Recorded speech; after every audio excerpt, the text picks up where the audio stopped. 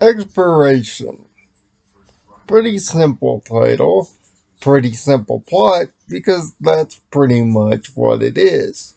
Some Coglioke episodes wear their plots right on the tin, and this is one of them. And this is really where the serialized nature of this season and the future of this series takes center stage here.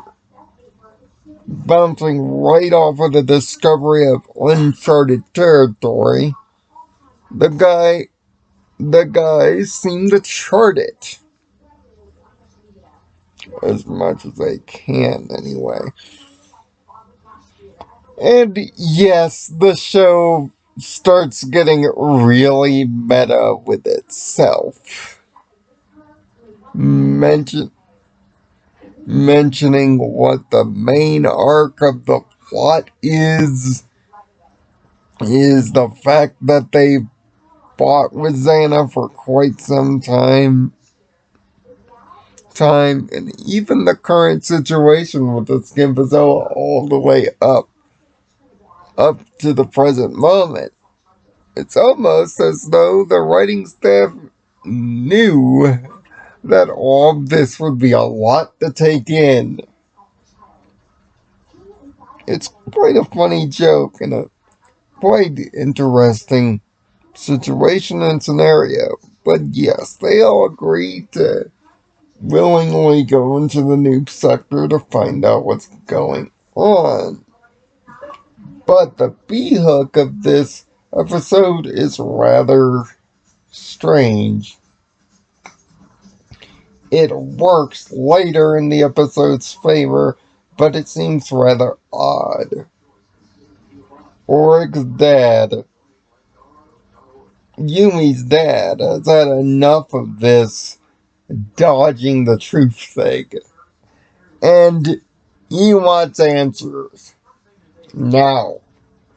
So much so, he's willing to be helicopter dad and follow her to school to figure out what the heck is going on here.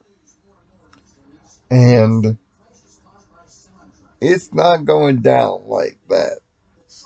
So much so that she has to take herself out of the expedition.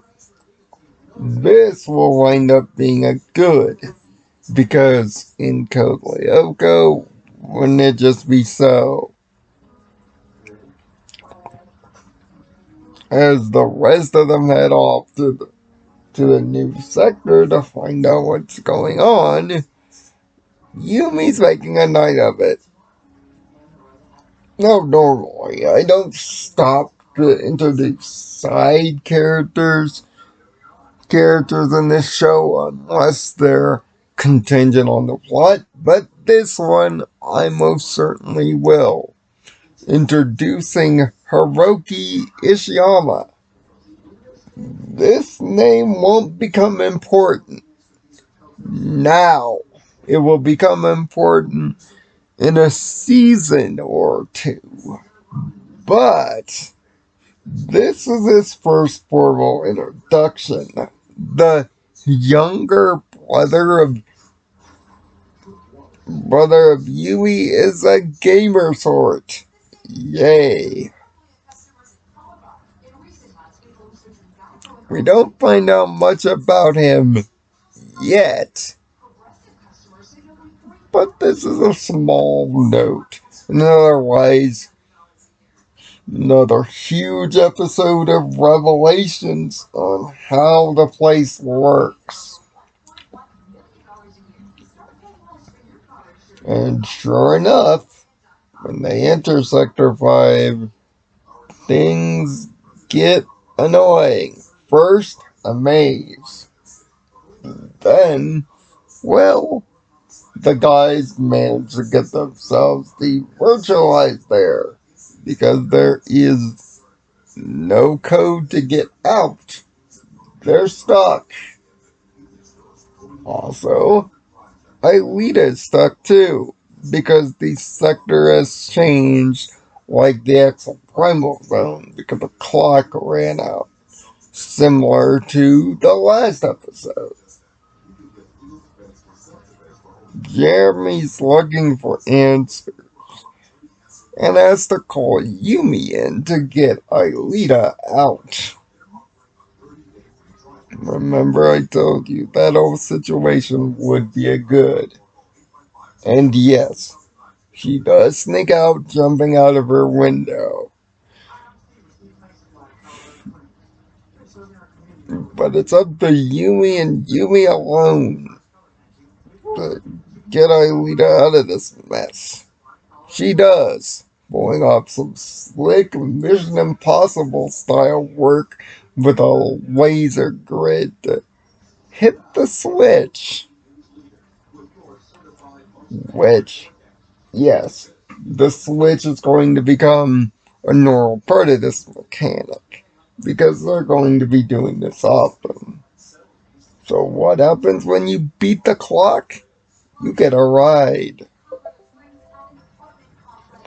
This ride leads to the center of the core zone. Within it is an interface. This interface is Xana's secret stash. No, literally, it is. Hidden codes, complex things, advanced supercomputer operations. This is the big stuff. Sector 5 is, as Aelita put it, where Xana lives. He doesn't like people prying around his stash. So much so that he introduces yet a new monster to our monster brigade, the Manta Rays. These things are purely defensive, launching mines throughout a great area. The mind explosions do crazy damage. They're also equipped with a laser that, because of the way the core zone works, they can practically one-shot you to death. But it turns out that the devirtualization codes for the new sector are there. They work. This also gives Jeremy the ability to hit the eject button for them at any time. Something that they weren't able to do in Season 1. Also a slight change. Exploration other than the Yumi dad parts is very, very tense. Jokes are good, and the Xana Secret Stash revelation works out very well and sets up yet another long-term piece of use that the series will use again and again. Again, these first 4 episodes or so build a foundation for the rest of the season to start snowballing into the good. This episode is one of my personal favorites, and it's really the start of this snowball. But the big change comes next week. Exploration gets a 5 out of 6. But the biggest and craziest change comes next week. Episode 30. A Great Day. Ever play Hades or a roguelike? You're about to see Ryoko's version of it. It may start funny, but it's not gonna end that way. See you next week.